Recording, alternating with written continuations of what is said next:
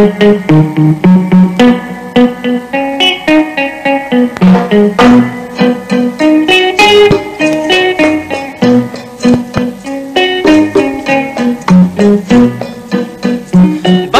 inga gele bamananga Sigu bamananga inga gele mbeto sidon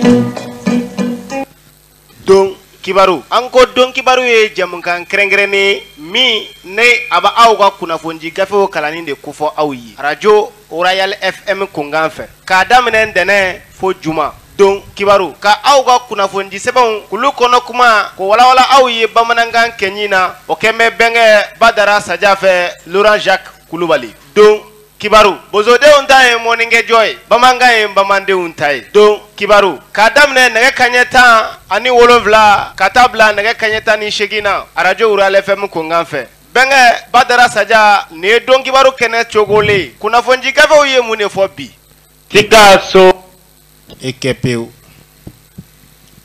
kuna fonji kafe uye minfo kanendo ola ko wala bamananga kenyina ko sobe eka seko famia kiti skoro kasel matoro kojugu benga foka soro isokole de do radio Royal FM ego me munu sominga jego yeli kamara de Paris fiye tuguda keme ane woro tomi murumuru duru fiye shuru norma odo mali mararo sabana kene dugu sigaso aywa we senega dugu senema inche jankoma nete senega Umar Ndiaye ga soro kunchema ka dabo ga nyasi sotelma malitel ali Umar Ndiaye te senega gouverneur gutoromba dala rompoy mamelon kerefe ngonde laga gouverneur Birile aga furula dabani nguru nimba bulu anga chisra mugani kele biolo lan woro mugani saba fu an woro sege baga to chisra do ni sege be bogola be chilige ni sera sukufe parce que warte sorafe sanunte sorafe fu lidro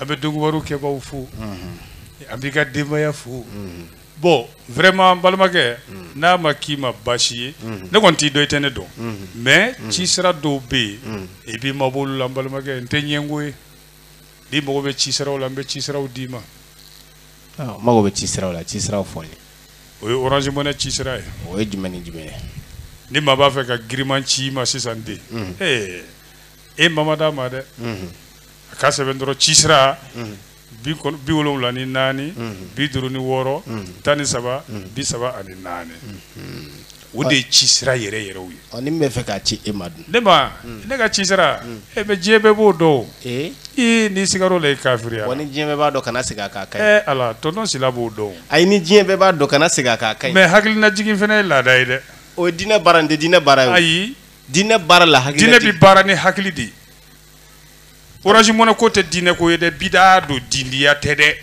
me hakil la jigi bala mbu hakil la jigi bonguna 76 29 70 76 biwlo wala ni woro 29 mugani konondo 62 bi woro ni fla 76 biwlo wala ni woro ega numéro 6 ka chango lega numéro to de ko damene ani ko la ba numéro halala de do 76 ba damene la ba ni jera ba datula abillahi. Ok, mais moi, je vais numéro d'amener dans la bande, te chiffre qu'il est, il faut foquer. Bon, le fait de numéro d'amener. Oui, quel est tigre? Ah? Oui, quel est tigre? Ne tout faux. Ni saoula, be polo biku. Non, de nega numéro de fenebe au fenebe tini. 79 38 48 79. Ah. Et puis tu as là-bas kononto et woro, kononto ka cha woro. Ah. Donc okoro ga na folo ga cha neta. Mere bodo. Bismillah. E ma ba dugutigi ala. Donc ne kera dugutigi. Comme denga na folo ga cha ni benge tai. Ah bon. Oh, ba na fa ye benge ta dafa. Ya dafa din ta la ka temaka. Na dafa ra ga bulu fa poshi kono tuguni ko faraga ka teme de ta ka. Non ta be denye dona. Ah oje. Me benge ta barala. Me ode du benge. Ne ka na fulo ga cha neta. Mo ga na fulo ga cha ni mami ta ode bota barala. Ayo, ça dépend. Bara sugu jume. Mais benge ni ira do se bara mi ne ga sodro ne bi sa. Ay fe ko ne war ko bara ne boke. Ay war ko bara parce que war bene ku nga bon ne bi ta barala do ere basi ka bara mi ne ga so. Onde na te ki ma bashi e benta mrom so ga gardi ko reala. Ayi. A sen non. Ayi, a garde corps ban, ni garde corps takabo. Ayo. Big Solo, Solomon Jaraf. Nyale ta gardien la muso. Londres. Awo. Nyata muso gardien. Eshile. Obi. Ida kwale da. O tede da kui. Maya, nyata muso gardien ko. Ay bisa ka solo gonta o. Wala. Solomon Jara. Awo ale de kudu. Ale ka ala ko ka bu. Nyale ta gardien ko. Aga orange ko de ka dogo non ta ka ala ko ka bu. Da ati orange chi kwa. Aga orange ko ka dogo nga ka ala ko ka bu. Oh, ore kade no. Awo. Ah, abana. Mais akato ka don chi benge made. Ibamba oka. Ah, benge ode do. Akanga to ka don chi ma. Ndengi gi bamba oka. Benge ka war ko mambo. Hal na tura kalo. Inemine oka ja. Benge. Kalo. Bon, Allah kera 2 semaines. Oka ja. Bon, Allah kera 1 semaine. Do bala. Bon, Allah sera ka do chi benge ma bi. Kasinimla. Shini ngene ka do chi. Kasiningene ko bla. Chaque 2 jours. Oya kele na soko boy. Okay. Dia be pela jelefu. Benge ni wala. Mba. Nge. Kuri bashiti la. Alhamdulillah. Imbaya. Torostu. Ka du mo nyuma ni mo fu. Kuri bashitu la. Bashitula. Alhamdulillah. Barakallah. Ende. Nam. Ni nyanye kunafoni keneka. Kosobe. Wuli bali dama sogolole ka kenyanga. Ani dugo ni dama do. Nawo. Maute mingalama. Kosobe. Ni ala sona. Nalaka. Olantina ni go imbla daga jandala. Wati mega tangore ngori. Ay refere bi choi ka no fe. Awo. Ulasa? No. Amba ke chugo mene ibo do wa. Ayi. Eki take. Nyini ngale kolo gele. Gone na antake jabi surumani nawamani. Wili bali. No geradun. Tonton sila ba famu New York. Nale ya fam dron. Ba nyefo benga. Ba fo amara sividi i benga mogola abaye. Sigatala. Ani konate.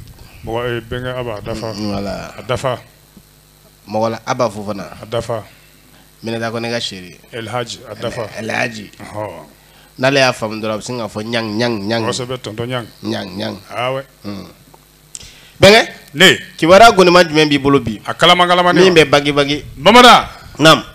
Sigo beti tiɲɛ nka n'i k'i bi sigo yɛlɛma k'a kɛ tiɲɛ ye mamada ni ala ma jan i bɛ kojugu kɛ ko b'i sɔrɔ o tuma e sigora wa Allahu akbar n'i sigora wa ayi bɛnkɛ ne ma sigo mamada ko sigo ni tiɲɛ tɛ kelen ye nka n'i k'i bɛ sigo ni tiɲɛ kɛ kelen ye mamada ko k'o waleya ni ala m'i sɔrɔ i b'i yɛrɛ don ko la i tɛ bɔ min na i kabakun bɛnkɛ ne ko jɔn ye sigo kɛ tiɲɛ dɛ a ye sigo jumɛn de kɛ tiɲɛ a ye tiɲɛni jumɛn yɛrɛ kɛ nin bɛɛ kɔfɛ sa a kɛra min ko bɛɛ ɲɛf'i ye mun de bɔra a la ayi fo n ka mun k'i ye i b'o dɔn sa bɛnkɛ ne b'a dɔn n'i ye munumunu na nin cogo la i b'a sɔrɔ k'a fɔ dususuma de ko siga t'a la dɛ n'i y'o sɔrɔ k'o ta dususuma talen kɔ maa min kɛlen mana kɛ ka sigo kɛ tiɲɛ ye a ye sigo jumɛn kɛ tiɲɛ ye o wolola mun de la i tɛn'o ɲɛfɔ an ye ni ala sɔnna ayiwa bisimila ana lamini tengu dugu ni deme ɲɔgɔn dugu bolomada dugu aw minnu tulo ɲagalen jɔlen do ni ye kunnafoni duman ye kunnafoni kɛrɛnkɛrɛnnen min n'a kɛn bɛ sababa ye kɛnɛ dugu dagabana fura min bɛ yen n'aw kun b'a kuma mɛn n'aw ma dɔ sɔrɔ aw kɔrɔ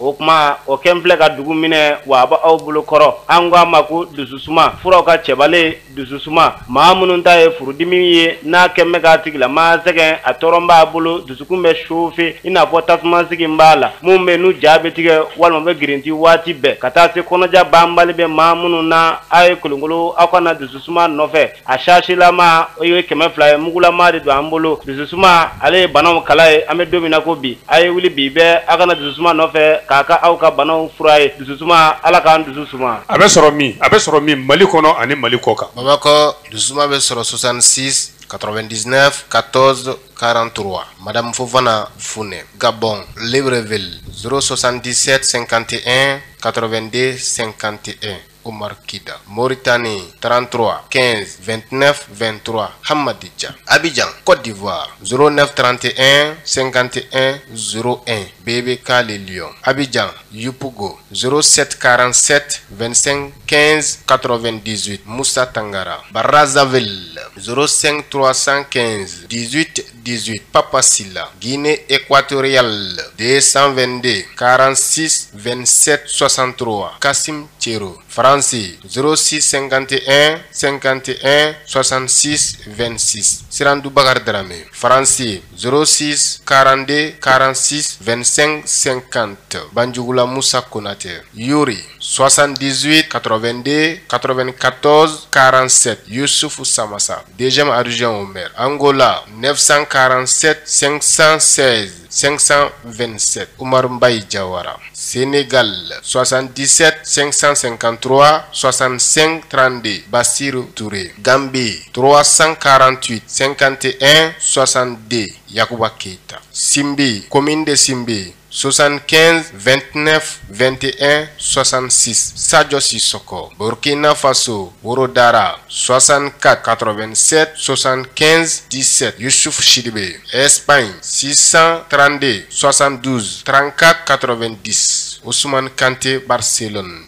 Espagne 632 14 05 51. Baba Traoré, l'enfant de Simbi. Italie 331 458 79 27. Ismaël Silla. Malta plus 356 77 62 22 45. Ismaël Diallo. New York 646 468 64 17. 646 204 54 56. Adama Sangare Simbo. Envoi à colis en Afrique. Transfert d'argent. Shipping. Dususuma. Alakan Dususuma. Amina Rabi. Alaki Gadomne. Ami. Do Dumambado. Ah, ok. Bismillah. Ben. Ne. Namanya ka fɔ dususuma tabao ana ɲinimba o bɛɛ lajɛlen y'u kun kilenna dɔn. Oh, sabakɛ. Bɛnkɛ i k'a dɔn ka fɔ kunnafoni nin y'an sigilen a kɛnɛ kan. Ayiwa. Ka walawala. N'o tɛ. Yakuba Togola. A fana bɛ Itali ye koyi. Itali ye koyi. Lecce. Oui. Lecce Puglia. Lecce Puglia. Dususuma b'a bolo ye. Kosɛbɛ. Cɛya fura b'a bolo ye. Ayiwa. An b'a fo. Kosɛbɛ. Bisimila. Bɛnkɛ. Ne ko jɔn de ye communiqué kɛ dɛ. Gouvernement kɛ. A ye mun communiqué. N bɛna ɲɛf'i ye. A ɲɛfɔ. Ko le représentant spécial de la CEDEAO au Mali, Amirou Boli, a 72 heures pour quitter le pays. Ah? Et de Amirou Boli wa. Ayi. Ok. Bɛnkɛ ka nin walawala ne ka nin faamu ta. Bamana. Ko farafina jɛkuluba ye n'o de ye CEDEAO ye. O ka lasigiden min bɛ anw fɛ Mali la yan. O de tɔgɔ tɛ Amirou Boli ye wa. Ko tile 3 de dira a ma a k'an ka jamana bila pewu pewu pewu. E bɛnkɛ o sababu de ye mun ye? An kana ala si n'o ye yan. O sababu ye mun ye? N bɛna ɲɛf'i ye o. Malizeti de y'a fasigi. Bamana. Naamu.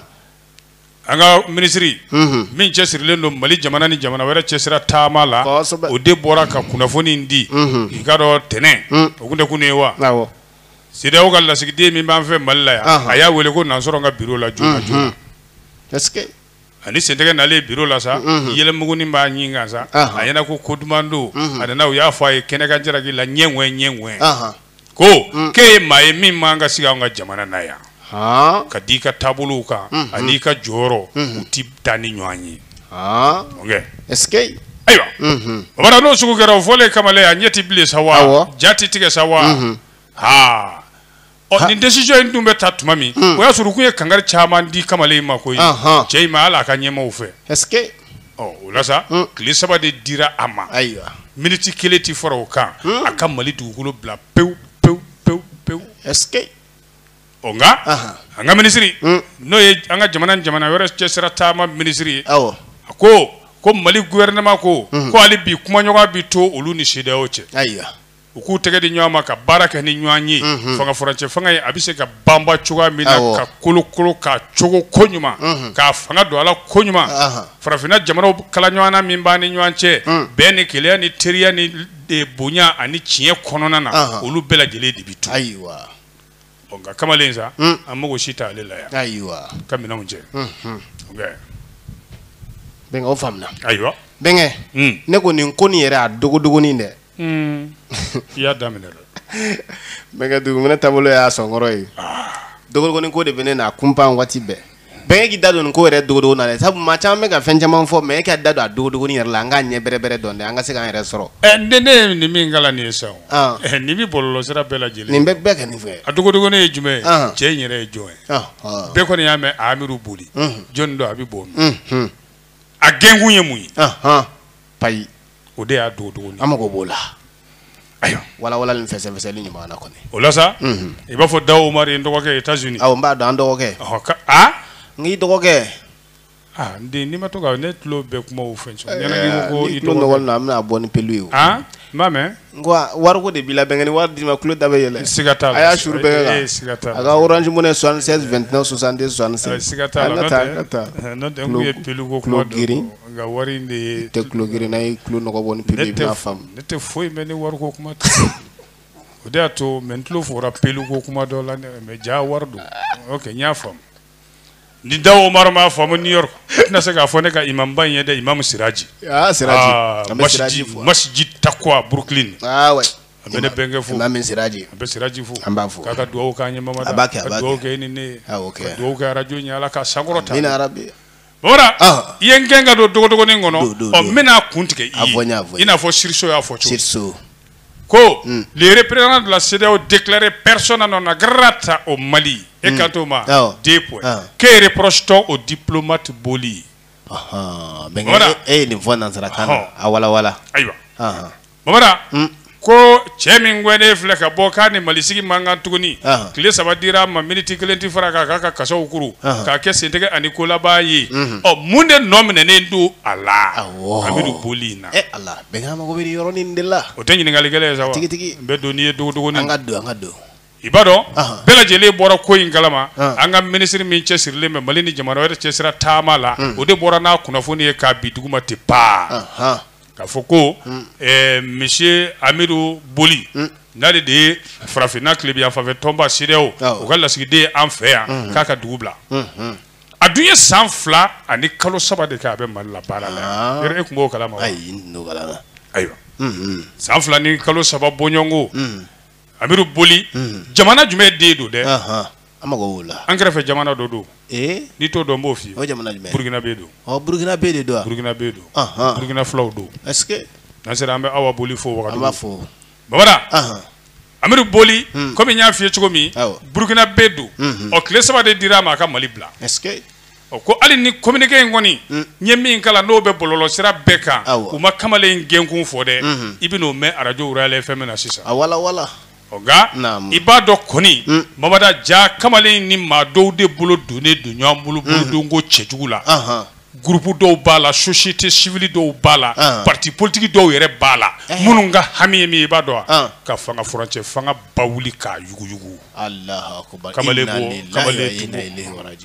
kamale tumbo barad la jiji ni barajuwe aywa idumba do diplomatie no e jamana chesira tamai o debe wole diplomatie donengala bado yi haklina di oka akotugudi ko diplomatie koro e mi mamada ibado wa o de ki panki ke jila poro i chunganga na mede ki filiga jigila kana me ko bajang o kana me e be ko bi ke chugudi o de diplomatie ire to ke chugodo bengo fele nyedo o bi ke chugudi sabenge to kana la diplomatie est l'art de plonger dans des eaux troubles sans faire de plouf qui ke jila plouf mais plouf mangante bo Ejawe diplomatie. Oh, mais o make kamale nga kaede. O make kamale tabulo yi. No de Burkina Be nye Amirou Boli. Na banga jamana la ya ibado da kabini wati jimewa. Kabini juegalo samba flantan konondo. Che. Abe ano sida o kala sigi yala. E kumbo kalama. Ay ntuto kalama ko. Aywa. Naam. Boni ye kunafoni naje min boranga ministry yoro ka da keneka. Ibaye ka fo unana koloshi dike. Kamale ta chwa du yoro na boyoro. A jenyugo ani munun be nyanye dugu ni dugula kuma ula mawada oduna ka joshenti tabulu kele joda min ba bulu ya ono ti bende aywa note malika bote ka fo karsa ante fe anga jamana le ka kasa ukuru oduya soro ye kangar daye mamada kacha halu ye kangar da ka nyema uye kuka kuma fa atete malata ka comme amadabla ani mawde be ku tege di nyama babada ka ese ka fanga frontier fanga ka yugu Allah o ko jugu ya ministry ya wele ka fwai aba wele dan soro ya kunu ngene ne kunu wende ne kunu sogoma ado be ministry ka bureau kono be secrétaire la be ka kuma bela me che okay be ti ko lashi do genenteni ukini fene ke ngaba bureau kono de kange ni kara ministre ga nafigi ni genjo go bila ite gema jombi ga nafigi la ay mo siti ga nafigi la bla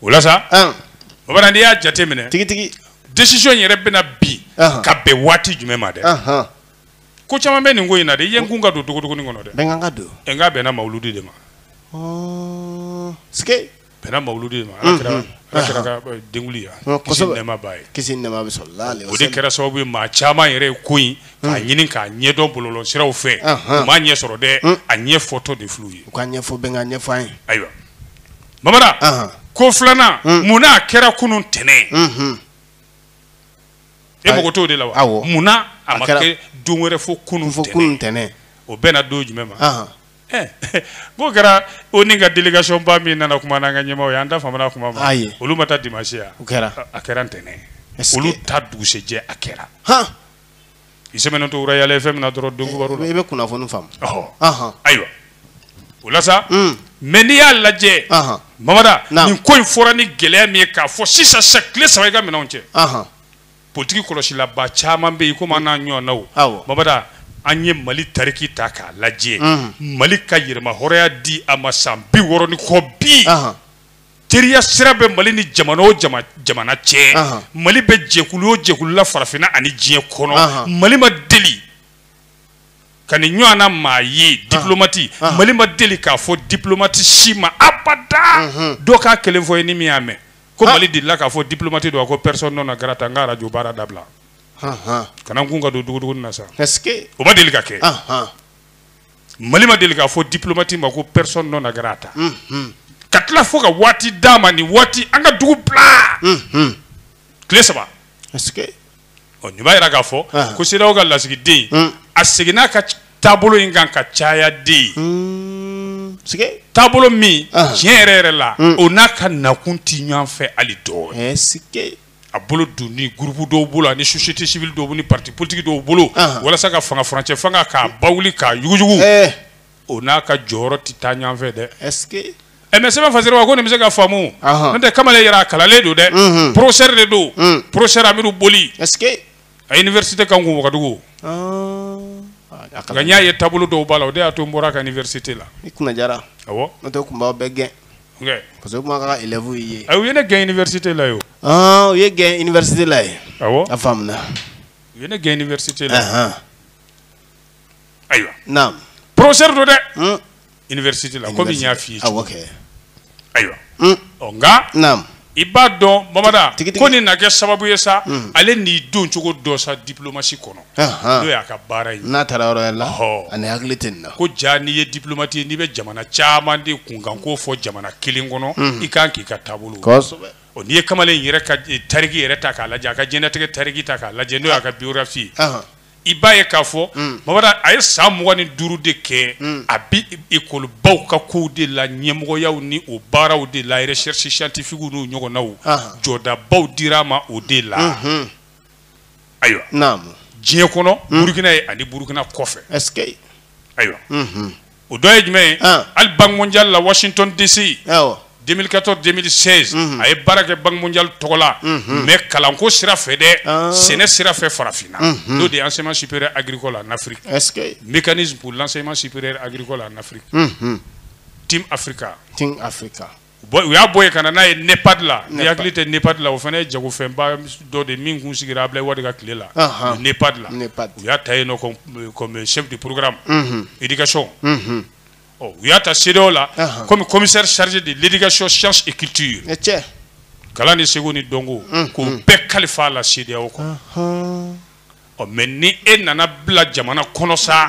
diplomatie bolo kan jamana min n'a ni gɛlɛya baden de gosilen don ɲɔgɔn na ko min kɛlen filɛ la nin ye nin na walanda d'a ma k'a yira la k'a fɔ ja diplomatie dɛ a bi kɛ ni fɛɛrɛ de ye a bi kɛ ni kɔlɔsi yɛrɛ la janto yɛrɛ la ye n'o tɛ a bi kɛ bɔnforola ko ye i bolo siga t'a la fɛn min diplomate man ka dimi maa o maa bɛ diplomate i man ka dimi o i man ka dimi awɔ est-ce que maa kalannen dɔ y'o fɔ i b'o tɔgɔ da un grand intellectuel est-ce que ah ouais ko les diplomates ça ne se fâche pas ça prend des notes diplomate tɛ dimi dɛ i b'i ta kɛ sɛbɛnni de ye ka baara kɛ n'a ye maa kalannen ba min y'o fɔ i b'o dɔn un grand professeur diplomatique international qui a fait beaucoup d'universités comme mon banquier Il est comme toi, Bengue.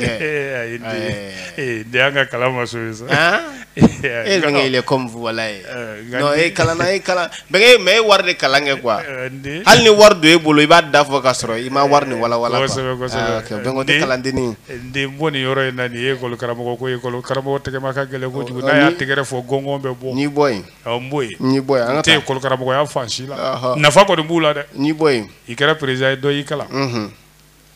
Ali kera zoui bita soro la si séjourni kala etche aywa ba bora an na soro CEDEAO yɛrɛ kɔni ma dakuru ye kelen fɔ nin ko la fɔlɔ yɔrɔ ye kunbo et to kala CEDEAO ma kuma fɔlɔ nka Mali gouvernement ko ali bi ni cɛ gweni fiɲɛ tɛ an ni CEDEAO cɛ dɛ ayi an bi baara kɛ ni ɲɔgɔn ye toujours walasa fanga furancɛ fanga in ka se a dan na ɲuman na k'u bɛ se ka na hali ni maa wɛrɛ nka nin de ko tɛ ni ye ngun ka don dogodogonin kɔnɔ dɛ cɛ gɛnkun de ye nin hakilila jiginna ni maa dɔw de bolo bɛ ɲɔgɔn bolo minnu n'o n'a ka jɔyɔrɔ yɛrɛ tɛ taa ɲɔgɔn fɛ kangari dara ye a m'a mɛn siyɛni n'i ma kusi mɛn i bɛ paraw mɛn mɛ n'i ye sira bila i b'i yɛrɛ sɔrɔ yɔrɔ la kosɛbɛ min ti i ta yɔrɔ ye mɛ ne ko jɔnni kumana transition kan dɛ e y'a kuma mɛn pour le respect du délai de la transition 2 points débarquer le premier ministre Choguel Kogala Maïga et son équipe ou bien les KO.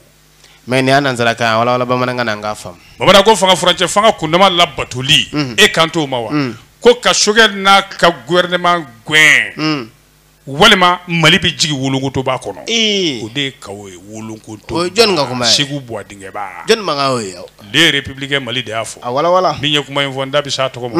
Ibado mo wala ka bi ka ta chogo mi, abi ka suru nya fanga frontière fanga in labani de la. O pala kuma u bambane do munka sisa. O de ka fanga frontière fanga ni akundama ka labatu walima ka do faraka adu labatuli o be fanga frontière fanga sharia yɛrɛ de kɔnɔna na a bolo fara 22 article 22 de la charte aywa naam mais babada min ye i hakilina fɔ nin sɛbɛn in kɔnɔ a ko de k'an ka jamana ɲɛmaaw minnu b'an kunna bi mamada k'u ka fara u ka dogodogonin dogo la ni maliyɛnw ye u ka fara dogodogonin dogo la ni diɲɛlamini tɔnbaw ye fɛn min ye fanga furancɛ fanga in kundama ko ye ka d'a kan propagande fɛn fɛn bɛ ka kɛ maa dɔw fɛ minnu bɛ k'an ka ɲɛmaa ninnu kɔkɔrɔma don ko k'a wajibi u ka dɔ fara a kan force vive de la nation don mamada hali minnu y'u yɛrɛ fara ɲɔgɔn kan ka réunion ba kɛ tonsigi ba min kɛra ko concertation nationale a ma kɛ septembre kalo tɛmɛnen tile tan ni kelen tile tan ni fila Bamakɔ CICB la ye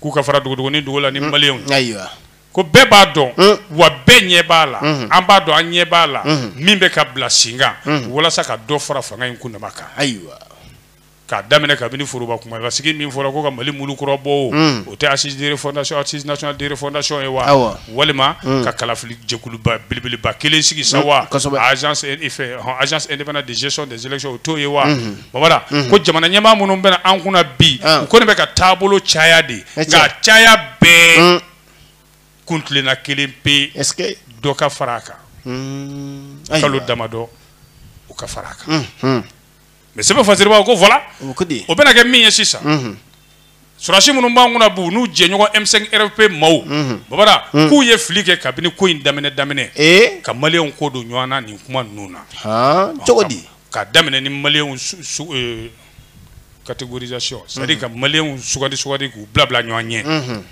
ayiwa n'o bɛ wele ni buru ni tama ye ko M5 RFP maaw k'olu ye fasodenw ye les dignes fils les militants M5 RFP les patriotes les dignes fils du pays k'a sɔrɔ maliden fanba man kunnen don surasiw ta don man kunnen don min kan u nana olu wele ko fasoden juguw c'est pas facile ba dungo ko ni an sangele an bɛ munumunu sawlo la nin ko in da la an bɛ mɔmɔli la an bɛ baara ɲɛdɔnbaliya la an bɛ dege la fanga yɛrɛ mara cogo la o degew de bɛ yen ko surasiw kan k'a dɔn sisan sa babada ko k'u bɛ ka taa ni dɛnkɛrɛfɛ ye dɛ u bɛ ka jamakulu dɔw dɛ kɛrɛfɛ koyi u bɛ na ni farafaraliw ye dɛ minnu kabini nin ko in daminɛ u y'olu kɛ dɛnkɛrɛfɛ maaw ye an m'u tigiw tɔgɔ fɔ dɛ u b'olu fɔ fɔlɔ n'i kɔrɔtɔra ma n b'i bila an ka taa n bɛ bɔ avion kɔnɔ k'an cun k'i to a kɔnɔ abandonné en plein vol je t'abandonne en plein vol i k'a tɔ kɛ an tora o de la sa bolo de commencera ka na ja Asimuna ka jama kana jɔnw fɛ politique maw société civile fankelen fɛ ani jɛnamini tɔnbaw fan dɔ in fɛ olu kɔnɔ an bɛ don min ko bi olu kɛnbɛ ka bolo ja Asimu kana Asimu dun n'a hakili bɛ ɲɔgɔn fɛ dɛ Asimu ko bɛɛ de bɛ fara ɲɔgɔn kan nin ko la sɛbɛn fasiriba ko bi bɛn kɛ bɛɛ bɛ se ka fara ɲɔgɔn kan o ko fo ni Asimu y'i jɔ a jɔyɔrɔ la dɛ ka courage ba ta ka timinandiya ba ta ale hakilina ye min ye n'o ye sɛbɛn fasiriba ye k'o baara ninnu k'o lajɛ k'o dangɛnɛmaya ko Asimu b'a fɛ bɛɛ ka don i ka hakilina fɛ wa maliden si kana to kɛrɛfɛ wa n'o bɛ wele ko inclusivité n bɛ dama dɔ f'i ye k'o kɛ o fɔlɔfɔlɔ ye min ye Mamadu i b'o dɔn wa ko Choguel n'a ka jama gɛn Asimu Choguel n'a ka jama gɛn walasa ka politiki kɛnɛ yɛrɛ k'a masumaya dɔɔni ani jɛnamini tɔ minnu bɛ ɲɔgɔn na k'olu segin u kɔ u kɛlen bɛ ka bolokuru min labɛn Mali kama ko sabu siga tɛ min na fiyewu Choguel ye kuma minnu fɔ u t'an to yen Choguel ye kuma minnu fɔ ko farafarali kumaw de don dɛ ko mais n'i y'a mɛn i tulo la i b'a fɔ ko kuma dumanw don dɛ k'a bi ka presse du jour tulo di an ye kumaw de fɔ presse du jour m'a tigi tɔgɔ fɔ dɛ nin bɛɛ kan k'o faamu ko Asimu k'i tulo cɛ ka bɔ Jimika in kɔrɔ n'o ye jama ɲini Jimika l'écho d'un tam-tam populiste a ko filanan Asimu n'i b'a fɛ bɛɛ ka fara i kan ka tugu i ka hakilinaw la o kuma la fanga furancɛ fanga jɔsi sariyaw i n'a fɔ gouvernement i n'a fɔ CNT ko CNT yɛrɛ min filɛ nin ye dɛ k'a bɛ se k'o wasadenw o députés k'a bɔ 121 na k'a kɛ 147 ye ko n'a kɔrɔ bɛ ɲɔgɔn na dɛ ka da mun kan a m'o ɲɛfɔ lala n'u y'a wele kɛrɛfɛ a n'o f'u ye Babada ko sabanan ni Asimu b'a fɛ maliyɛn bɛɛ ka tugu a kɔ ka sɔn a ye fanga kuntagala jɛnyani a bɛ se ka kɛ kalo 9 kana tɛmɛ o kan dɛ k'a kuntagala jɛnyani kalo 9 kamalen nin cɛ kalannen don dɛ a ko n'a kɛra kalo 3 ye o ka surun kojugu o ka dɔgɔ kojugu o dɔgɔ ko k'a kɛ kalo 6 a ko ayi ko n'a kɛra kalo 6 ye ko jate minɛ kɛ o bɛ taa bɛn samiya ma ten coyi samiya fɛ maa bɛ bɔ ka taa voter wa Sénégalais bɛ t'u ka Sénégal la u bɛ voter kɛbagaw ko 6 mois o bɛna bɛn ni samiya ye ko kuma kalo 9 ka ɲi walasa yan'o cɛ u bɛ labɛn o labɛn na i assise nationale o i AIGE o o bɛɛ bɛ se ka kɛ ka bɛn o kɔnɔ ko sabu malidenw an bɛnnen o de b'a to an bɛ se ka ɲɛsin ɲɛnamini tɔ ninnu ma dɛ ka fanga in kuntagala jɛnyani sɔrɔ u bolo ko n'o tɛ an bɛ ka taa sira min kan nin kalafili labɛn jamanakuntigi ta ni wasaden ta Mamadu walasa jamanakuntigi kura ka sigi sariya kɔnɔ halalaya kɔnɔ danaya kɔnɔ bɛɛ jɛn bɛ ni min ye k'ale bolo o kɛcogo ye nin de ye sabu o kalo 9 in kɔnɔ hali fɛn min ye lakana ye caman bi kɛ o la politique sariya yɛlɛmaliw réforme politique caman bi kɛ o la jamana jɔsi sariya yɛlɛmali kalo 9 in kɔnɔ caman bi kɛ o la k'o ka fisa an bɛ taala min na nin ye k'a bi komi an bɛ taala concert de la ayiwa o tɛ ɲaga ye ko o hukumu dɔrɔn de kɔnɔna na o condition dɔrɔn de kɔnɔna la an bɛ se ka kisi politique ko mankan ma ko min ni Ala m'an kisi o fana bɛ taa kun cɛ coup d'état wɛrɛ kan tugu coup d'état joli n'a yɛrɛ Mali mago tɛ coup d'état wɛrɛ min na dɛ k'an bɛ sɔn k'a ɲɛsin o ma ko mais hali bi waati bɛ yen dɛ fanga furancɛ fagaw k'u hakili sigi ka wuli ka kow kɛ jɔnni ye nin bɛɛ fɔ kuma in to yɔrɔ de la mago b'o la o docteur Etienne Fakaba Sissogo docteur Etienne Fakaba Sissogo analyste au centre de recherche et d'analyse politique économique et sociale du Mali a ka hali email bɛ n bolo yan k'a fasiriba kɛ gafe les républicains Mali ayiwa baasi t'a la bɛn ka faamu na i y'a faamu fasoden kelen-kelenna bɛɛ lajɛlen hakilina ye a bɛ daga i k'i hakilina fɔ n'i y'a faamu Duga Kulubali fana y'a faamu a b'a faamuya a b'a faamuya n'ale y'a faamu furafurula ba yɛrɛ b'a feere faamuya suguba kɔnɔ a n'a baroɲɔgɔnw bɛɛ siga t'a la bɛn ne jɔn bɛ don juguya la dɛ a ye dɔn jugu la kɛ awɔ dɔn jugu la kɛ tulonkɛ jugu awɔ les jeux dangereux ko jɔn wa an ko jɔn bɛ dɔn jugu la Choguel o dɔn jugu ye dɔn jumɛn les jeux dangereux de Choguel gafe dɔ de y'o fɔ yan les démocrates kɔnɔ ko mais ko an ka premier ministre ni Mamada k'a bɛ ka baara jumɛn kɛ dɛ ɲininkali gɛlɛn ɲininkali gɛlɛn kabini a kɛra gouvernement ɲɛmaa ye fanga furancɛ fanga coup d'état tɛmɛnen laban in kɔfɛ o ma kɛ mɛkalo la wa ko walasa ka transition k'a clé sabu a tun b'a fɛ ka jɛngɛ ɔ docteur Choguel Kokala Mayiga a n'a bɔra ka kumaba min fɔ diɲɛ bɛɛ ɲɛna Amérique Washington ni Nations Unies la Mamada a n'a bɔra ka kumaba minnu fɔ Irisiw ka jabarani so dɔ kan ye ka kumajugu ta ka ɲɛsin ni Faransi ye Mamada k'o bɛ ka situation gɛlɛya Mali bolo dɛ ayiwa ko a bɛ nin kuma ninnu bɛɛ fɔ Mali kɔfɛ yɔrɔ jan Maliyɛnw na jamana jan wɛrɛw mikorow ɲɛma dɛ Choguel bɛ déclaration belebele ninnu kɛ ko k'a sɔrɔ Mali la yan Malidenw Mamada dɔw dɛsɛ bɛ ka taa olu ka foro la ka da lakanabaliya kan o ɲɔ bɛ ka ɲa cogo min o bɛɛ n'a ta a b'a fɛ an ka tɛgɛrɛ fɔ fanga kun Mamada fanga min ma se ka jamanadenw yɛrɛ ka lakana sabati an'u bolofɛnw sɛbɛ fasiri ko ayi ko maa tɛ se ka bɛɛ jɛ fanga munumunu k'a k'i sago ye n'an tɛmɛna bawuli ninnu kan sa n'an donna dogodogo ye kow dunbaa dun yɛrɛ la an b'an yɛrɛ ɲininka ɲininkali damadɔ de la ayiwa ko maa si kana Choguel ka kumaba ninnu ta Faransi juguya la don o don kuma minnu n'a bɛ ka dingɛ de bonya an ni diɲɛlamini tɔnbaw bɛɛ cɛ don o don ko Choguel bɛ don min na ko dɔnjugu don a yɛrɛ ma dɛ dɔnjugu don colonelw ma dɛ ko sabu jeli min dayɛlɛlen filɛ k'a jeli kɔnɔ ka dun dɛ awɔ ko n'o tɛ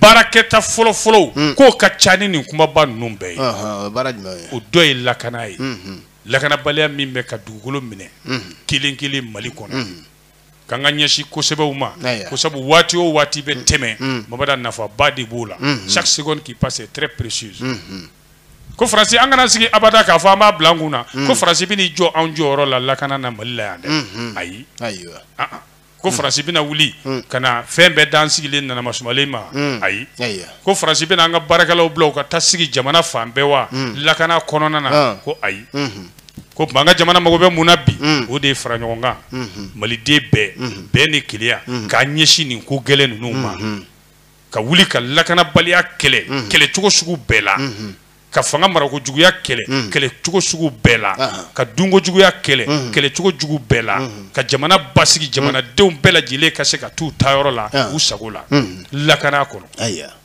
kalandenw ka se k'u ka kalan kɛ dun ka fa o musaka ka nɔgɔya ko Malidenw mago b'o de la ko Choguel kan k'i banba nin ko de kan n'a ka gouvernement ko ka fisa don o don ka bɔ ni kumaba dɔw ye min bɛ hali bi dimu caya ni ka dingɛw sen ayiwa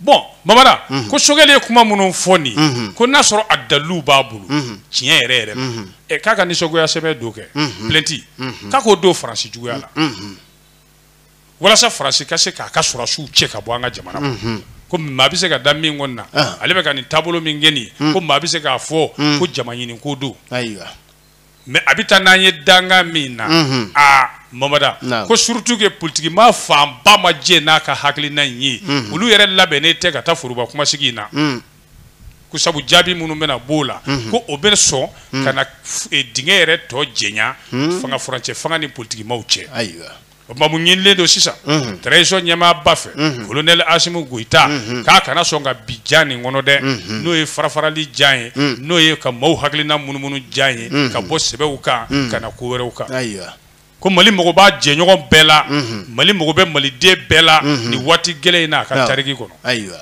ko wa yɛrɛ di k'i ni di nin ko in na Mamada ko o tɛ bonya a ma abada o n'an ma o de kɛ sa o tuma Ala k'an kisi Mamada ko min bɛna kɛ maa si t'a dɔn dɛ sɛbɛn fasiri b'a Ali Ture Ala k'an bɛɛ kisi o ma Ala ka Mali kisi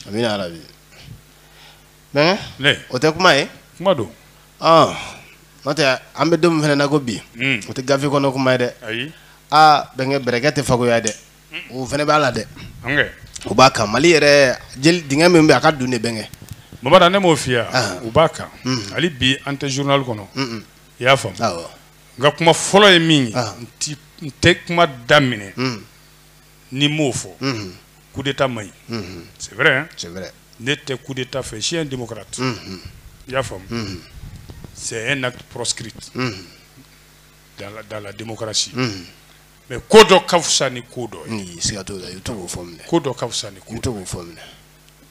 n'an ye ko dɔw haraba babada an bi haraba ka taa jigin ko dɔw kɔnɔ an ma min ɲini Siga t'a la bɛɛ. an ka hakili bila dusu ɲɛ Mɔgɔw sa dɛ. An ka taa dɔɔni. kosɛbɛ Mais nka jeli bɛ bɔ maa la don min na, n'i ko k'a ka suma o don, a ma nɔgɔn dɛ hali n'i ye jamana pharmacie fura bɛɛ k'a la, a tɛ ban dɛ. o kɔni o suma man di o don dɛ bisimila Waati min bɛ temps demander Ala ka ɲa ka d'a ma. ami Aba. hali bi an ka ɲɔgɔn minɛ An ka ɲa minɛ. ka fara ɲɔgɔn kan Mais ne kɔni ye fɛn dɔ ye. Nin bɛɛ kɔfɛ, Malien an bɛɛ de bɛ bɛn ko kuma fɔ. awɔ Mais min tilen don bɛn sira ma, k'i ta bila an ka ninnu dɛmɛ faso ko don, o man ca. Mais o kɔfɛ, Malien an mago bɛ min na bi o ye justice de ye. I y'o fɔ yan o don na. Mali problème Foyi tɛ justice ka daminɛ foyer kɔnɔ fo ka taa se an ka tribunaux la. Fɛnkɛ justice ka kɛ ban. sariya labatobaliya dɛ o de bɛna ni ɲangilibaliya ye Mamadu o de bɛna ni duguli ye O de bɛ na ni tɔɲɔli ni tiɲɛni ye. o de b'an fɛ yan hali bi Ala k'an sabu ɲa Amina. bisimila Bɛɛ ne ko mun kɛra Maroc. e y'a kuma mɛn Maroc wa 2 points Non. arrestation de 262 candidats à l'immigration clandestine à Alayoun. O ye nanzarakan ye. A fɔ bamanankan na. Mamada tungaranke minnu dɔw de y'a laɲini k'u na taa tunga la ka kɔgɔji tigɛ u selen Maroc dugu min bɛ wele ko Alayoun Layoun. tungaranke maa 262 u y'u minɛ Wari Malien t'a la dɛ. Ala jɛ ka ɲa. i ka to n ka don a kɔnɔ fɔlɔ Don a kɔnɔ. APA de y'a fasi APA. maa 262 minnu y'u ni da tungala taa kan u y'u caman de minɛ dɔgɔkun tɛmɛnen Maroc dugu min bɛ wele ko Layoun yɔrɔ Layoun bɛ Maroc woroduguyanfan yɛrɛ fɛ yen o u ye wuli ko jɔ caman kɛ u ka lakana tigilamaw Mamada ka don bɔlɔlɔsiraw fɛ ka kunkolow ɲini maa minnu bɛ nin ko in na minnu b'a fɛ ka taa n'u ye Mamada u y'u baden de minɛ wa nafolo baden de bɛ yɔrɔw bolo k'u ka minɛn caman minɛ batigɛ minɛnw kɔni o la sa n'i ye ɲininka n b'a f'i ye maa 29 olu kun y'a ɲini k'u b'u dɛn ka don jɛkulu 2 de y'olu labɛn u y'olu wele k'olu minɛ octobre kalo tɛmɛnen tile 19 wariba de minɛ n'u bolo tile 3 o kɔfɛ maa 57 minnu tun b'a fɛ ka taa Îles Canaries u y'olu fana minɛ mobili pine chambraire o falen fiɲɛ la dɛ o de kun b'u bolo o tuma ni kulun kɛra binfɛn n'u dulon o la k'u nɔ ani machine dɔ bɛ yen min bɛ mɔgɔw lakodɔn GPS o fana dɔw minɛna Maroc lakana tigilamaw u ye maa octobre kalo tile 24 tɛmɛnen Layoun u ye maa 100 ani maa 32 u y'olu minɛ tungarankew la minnu tun bɛ bɛlɛbɛlɛnin na k'u na kɔgɔji tɛmɛ k'u kun da Espagne kan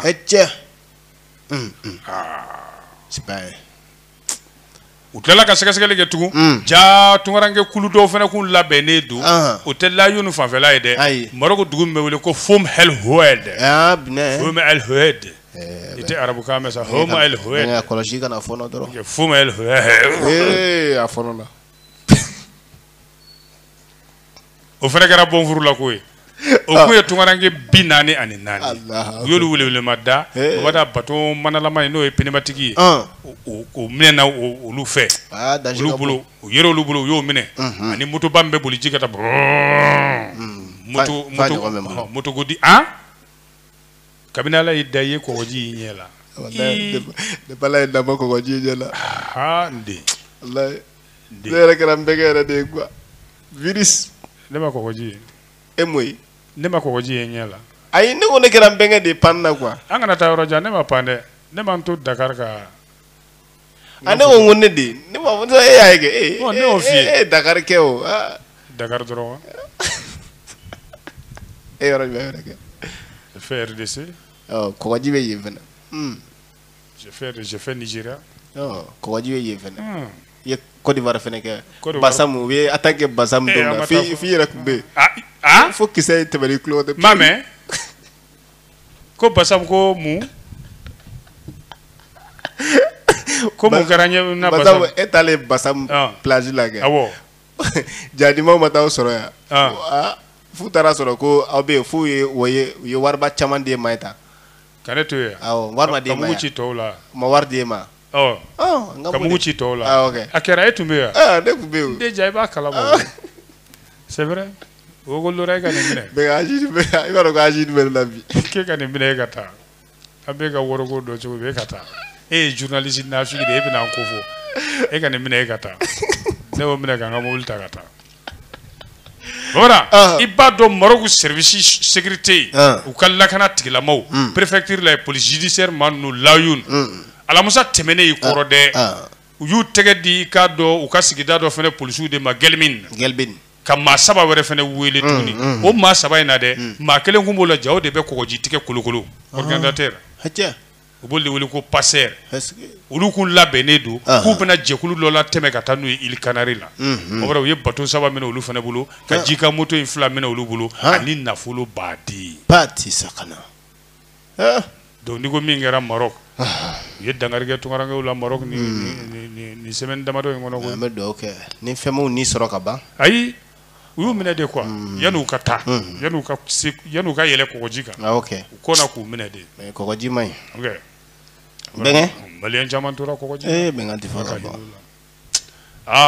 mora ni do yu ta boro bi dabalu be ba ne teru be ikado Italie yere kregre ne yala ye ko jitike chogomi u jenyon tura jila u nyana me ala ulu kishi mais do ko ne mako ni décision ta ka dusu beta ki beta jiko fe ko ni tara joko jika ni watin de la ka beta yi tamo fe fe ke yesega fe ke be nyino beko ko ni ko ji fima inti kebna yelo de ka ko checha mba fo kale kan kale be dai we nyata ko fela la de ay be ko fela teo ite ko fela yede ite dando ala yede anga tade ibe clé drone yaka koronti clébité oni passeru ga janfa wallahi onu be tale jamana mununa olu ga janfa mawro be kulu nu saboter de jijugoro nazara nu yere ko ni dona ni ni dogo ngono betum o da to imaye sadi ma bembi dogo to ngara ngi ala ku songo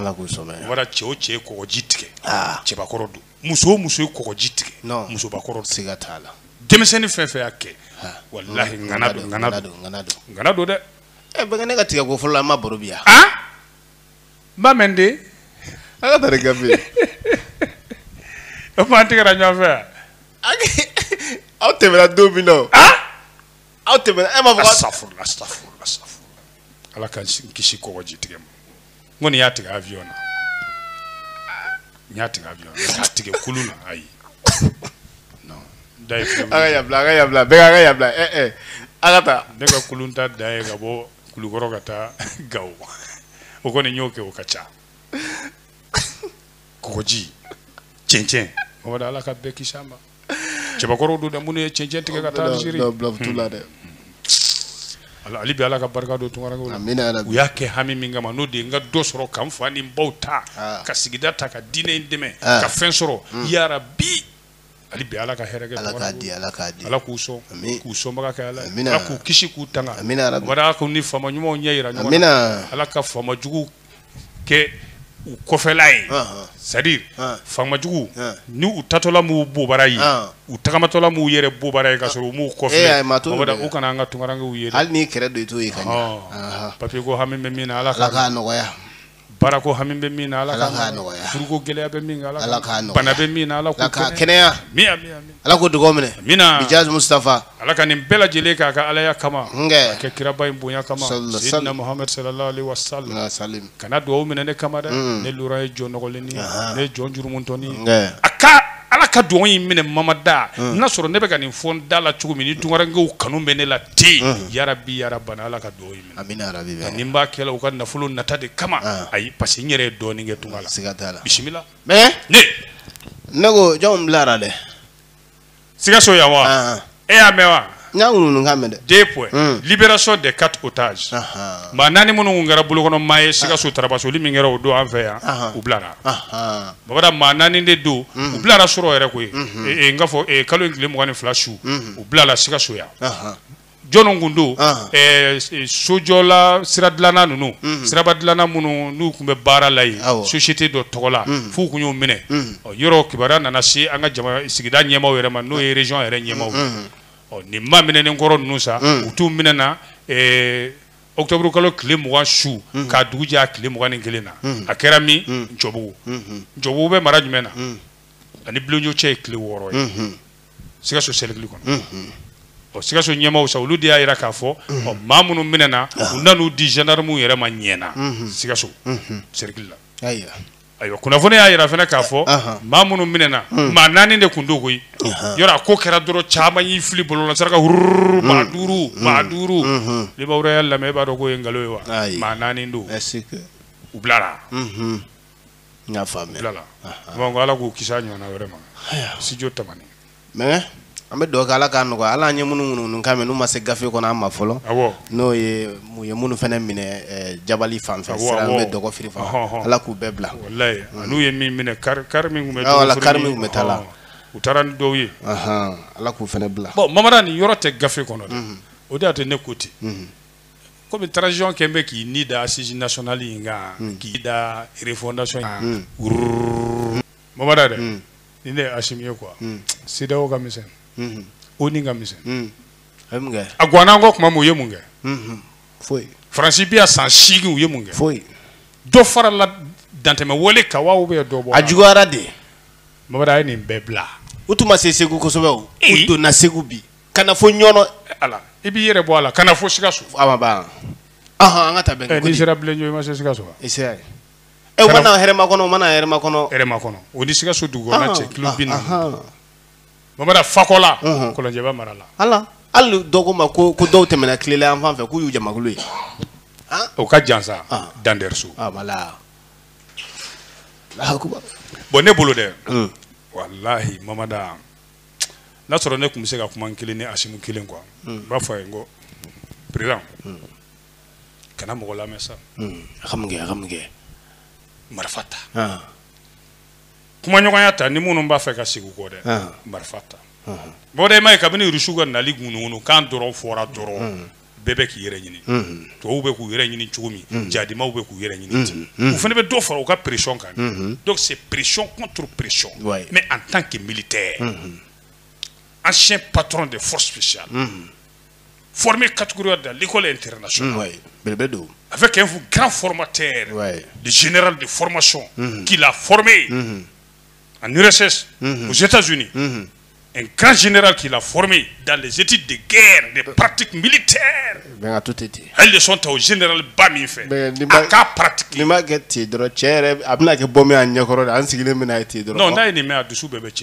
mais c'est vrai, je l'ai bien formé. Non, moi je l'ai bien formé dans l'école de guerre aux États-Unis. Oh, il a formé. Diplôme du temps, il faut. Général.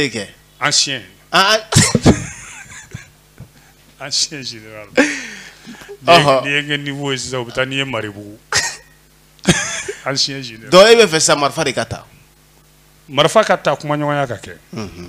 Parce qu'il va donc, Mamada, joli fla de be français là, ni bolo de la kelingele fait avec wouyi fo ou bien avec wife. Jeli follow est jume. Ka fo kambe siki ka kuma ni jadi man. Francito fait alitoni. Kanambla kumala. Mona sa to fait. Jeli ko chama mo fana kono. Gundo be boroto kono e Mali doron de dien bebe tige France la c'est à dire jamana fin be France to kan fo a bebe France bla no kera France be ke dernier des pays européens pauvres les premiers pays européens sous-développés o be ke France de ni farafina tigara ka babulu jeli flana e jume o de ka fo ko surasi were kana on demeya kale to ye ah non kana fara ale kaya o ye jeli flana ni magoro le be makoro mangame ouais yoro farafin be to we kulete oui be farafin be kulete oui an kwale nonu an kulo kan tikele o nge ngambol le to de la o ta be aya jeli sabana fo avec jeli sabana bon ni ne jeli sabana mina bi ni o be se ka France toro rechiu ka naliko kuma walma puissance yɛrɛ nali ko kuma ni jadimaw kumali bɛngɛ o de c'est à dire an ka gouvernement min bɛ yen bi o yɛrɛ de bɛ k'u ɲɛkɔrɔ gan Mamada an tɛ dogodogonin dɔ f'i ye wa an tɛ journal kɔnɔ dɛ nin ye anw yɛrɛ ka hakilina de parce que a bɛ donkibaru jɛ an bɛ minnu kalama n'an ma temps sɔrɔ k'u labɔ wa wulibaliw do dɛ Mamada sɔrɔsi minnu bɛ fanga la anw fɛ yan les jeunes officiers supérieurs asimina ɲɔgɔnnaw wage nu jaw nu à 80% bɛɛ y'a ka kalan dɔ kɛ irisi jamana na kɛrɛnkɛrɛnnenya la ne yɛrɛ bɛnkɛ Sawo Kamara il est de Nara irisiw ka den lamɔlenw de don Bamada irisi tɛ tulonkɛ sur le plan militaire la Russie est la première puissance hali n'i m'a fɔ u t'u yɛrɛ yira di n'o tɛ Amérique ni Chine ani Corée du Nord olu bɛ boli la irisi kɔ de première ya nɔfɛ mais irisiw n'i ye classement kɛ chaque fois u bɛ taa irisiw bila deuxième après les États-Unis parce que irisiw ka ko tɛ dɔn mais ɲininkali kɛ Américains taara kalo la sa mais Apollo 11 u jiginɛ ka fan bɛɛ kɛ dɔ ni tɛgɛrɛ n ko y'a sɔrɔ Yuri Gagarin taara kalo la maaw ɲinɛ ma Yuri Gagarin ale fana ye irisi de ye astronaute Yuri Gagarin mɔkɛ don ale tɔgɔ de faralen bɛ n tɔgɔ kan n'i y'a tigɛ walasa an ka se ka tubi Laura Jacques Gagarin ayi Gagarin de Gagarin mɔdi Gagarin mɔdi o don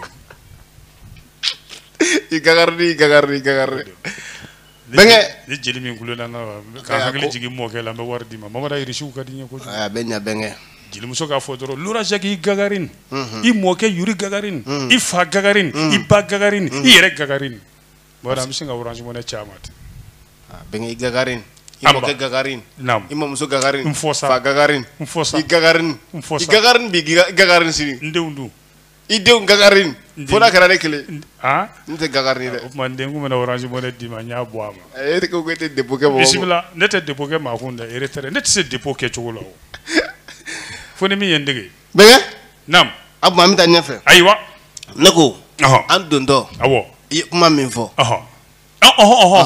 e dɔ de n ka fɔ Abdramane Jakite a ka hakili lajigɛ wala n ko Mamada siko ni tiɲɛ tɛ kelen ye kosɛbɛ nka n'i k'i bɛ siko kɛ tiɲɛ ye Mamada a b'i don ko la i tɛ se k'i yɛrɛ bɔ a la bɛnkɛ jɔn ye siko kɛ tiɲɛ ye n m'o layidu de ta i ye wa n y'o layidu ta i ye n ko ni n ye dususuma ta ka cɛya fura ta wulibali a bɛɛ ye yiri ye Mamada n ko n b'a ɲɛ f'i ye layidu tabaa tɛ cɛbakɔrɔ ye a timɛbaa de ye cɛbakɔrɔ ye Mamada n bɛ n sara n ba Enda Touré la New York ka nin walawala i ye un homme poignarde son ami à mort après avoir rêvé qu'il couchait avec sa femme Pati Sakana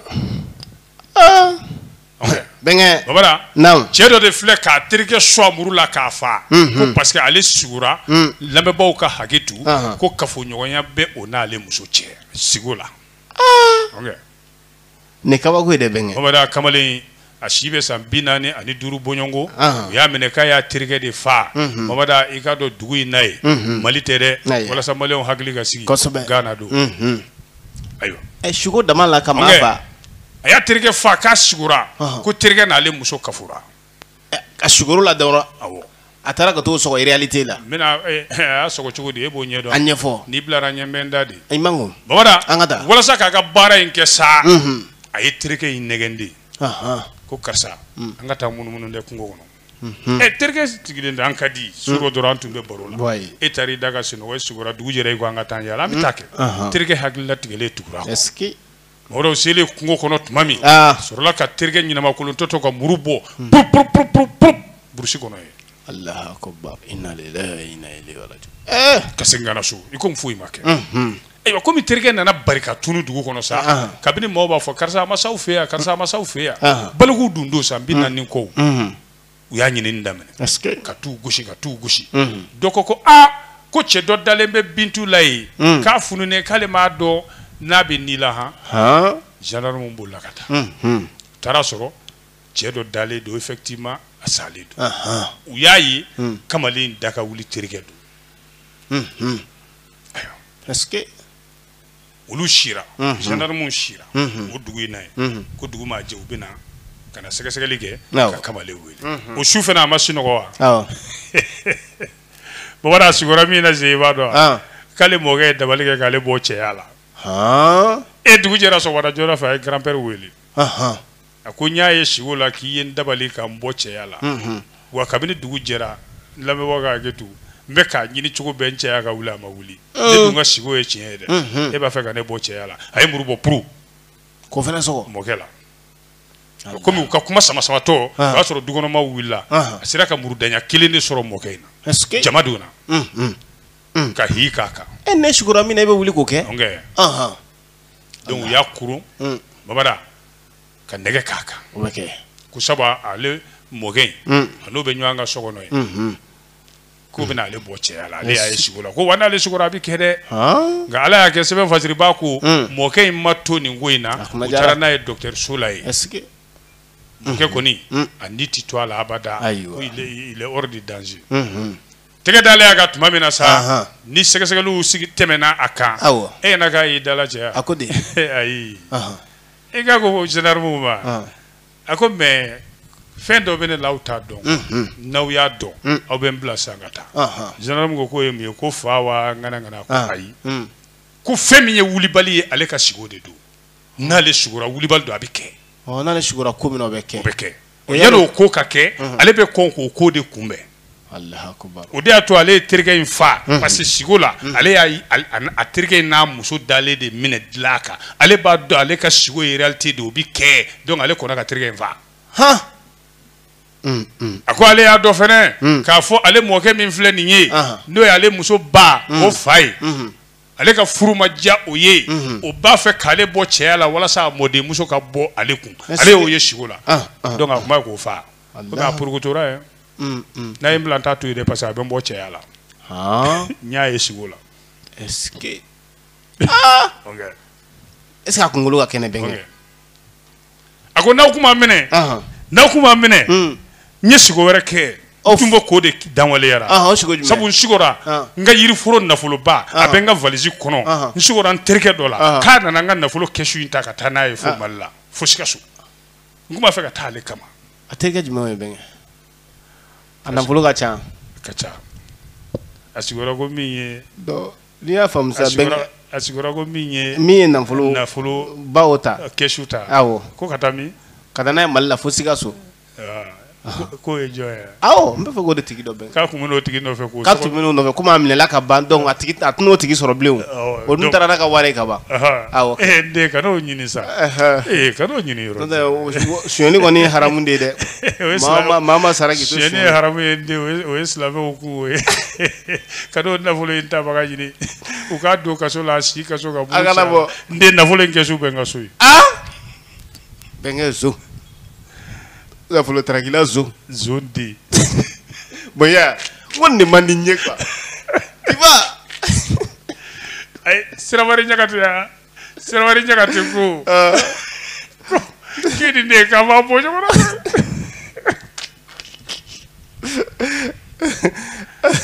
na voilà kana sigo kɛ tiɲɛ ye i bɛ sigo bɛɛ kɛ tiɲɛ ye a b'i don ko la i tɛ bɔ min na an bɛ bɛɛ lajɛlen fo an bɛ bɛɛ barika da ka bɛɛ lajɛlen walima dɔn o tɛ dansigi bi t'a la bɛnkɛ siga t'o la dɛ ni ala ma baasi kɛ don ni ala ka jɛ sini nɛgɛ ɲɛ 10 ani 7 n'o tana gosira tɛgu an tɛ ɲɔgɔn sɔrɔ nin kɛnɛ kelen kan ala ka jɛ inshallah awɔ hakɛtu b'o la sallallahu alaihi wasallam aw maa minnu sigira ka dɔnkibaro kɛnɛ lamɛn radio Ural FM kunkan fɛ bi aw tulo garisɛgɛ kɛra min ye o kɛra nin ye Mali kɔnɔ a n'a kɔ kan an n'a fɔ ko ka an na aw bɛɛ don na nataw la radio Ural FM kunkan fɛ hakɛto b'o la sallallahu alaihi wasallam